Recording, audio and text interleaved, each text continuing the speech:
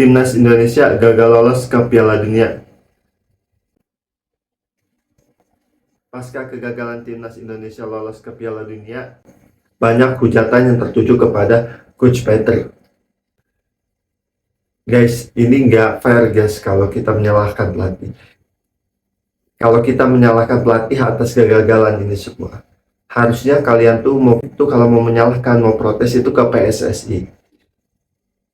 Karena ke PSSI, bukan ke pelatih. Bukan ke pelatih Coach Patrick. Coach Patrick itu baru datang 6 bulan yang lalu. Dia baru memainkan 7 pertandingan. Dia butuh waktu untuk mendalami skuadnya. Dia butuh waktu untuk mengenal para pemainnya, karakternya. Dan dia tidak mudah merubah sesuatu yang udah dirancang sebelumnya oleh pelatih sebelumnya. Lalu dia teruskan, nggak bisa. Filosofinya berbeda. Dan kalau kita bandingkan dengan pelatih-pelatih yang sebelumnya, Coach Sintayong itu memainkan lebih dari 40 pertandingan. Dan Coach Sintayong butuh waktu 5 tahun untuk menemukan skuad terbaiknya. Dan dia sudah lebih dulu paham karakter-karakter pemainnya, apa yang kurang, apa yang harus dia lakukan. Dia sudah paham itu. Dan dia mencari pemain yang cocok dengan filosofinya dia. Dan Sintayong itu satu-satunya pelatih yang benar-benar difasilitasi full, apapun yang dia mau difasilitasi. Beda dengan Luis Milla. Luis Milla itu 1 tahun melatih timnas Indonesia, dan dia dengan materi apa adanya, dan dia cuma dengan fasilitas apa adanya. Gak realistis juga kalau kita menuntut Coach Patrick ini harus selalu menang, harus lolos, enggak juga. Karena sebenarnya skuad kita itu belum cukup untuk main di Piala Dunia, belum waktunya. Waktu kita tuh 2030, beberapa tahun lagi.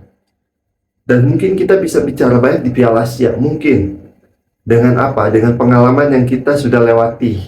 Dan kita pun baru mengetahui, oh iya, Timur Tengah mainnya kayak gini. Kalicikan Timur Tengah kayak gini, kita baru tahu itu. Main di level yang seperti ini tuh gak boleh sama sekali kita ngelakuin kesalahan.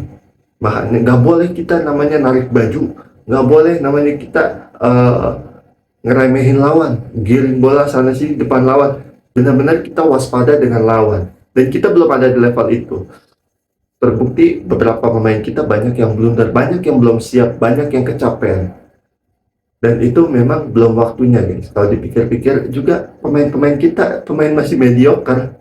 Dan pemain kita yang di Eropa yang udah main di kasta tertinggi kayak Calvin Verdong, terus Jay Itzes, pemain-pemain lain pun masih di kasta kedua. Jadi nggak realistis kalau kita yang pendatang baru tiba-tiba mau lolos. Enggak sih, kita pendatang baru tiba-tiba mau lolos, itu enggak. Jadi kita memang punya kesempatan aja. Bahkan Coach Sintayong pun jika dia tetap stay, belum tentu menjamin timnas ini bakal lolos juga. Nggak menjamin, tetap nggak menjamin juga. Memang ada yang perlu disalahkan, itu harusnya PSSI guys. Harusnya kalian protesnya ke sana, bukan ke pemain, bukan ke pelatih. Mereka sudah memberikan yang terbaik, tapi memang belum cukup, belum waktunya. Pengalaman kita belum ada, pengalaman kita belum kayak Australia, Jepang, Korea. Mereka sudah melewati masa-masa pemain Arab yang begini, pemain Timur Tengah yang licik, yang begini begitu. Mereka sudah melewatin itu, dan mereka sudah bisa mengatasi itu.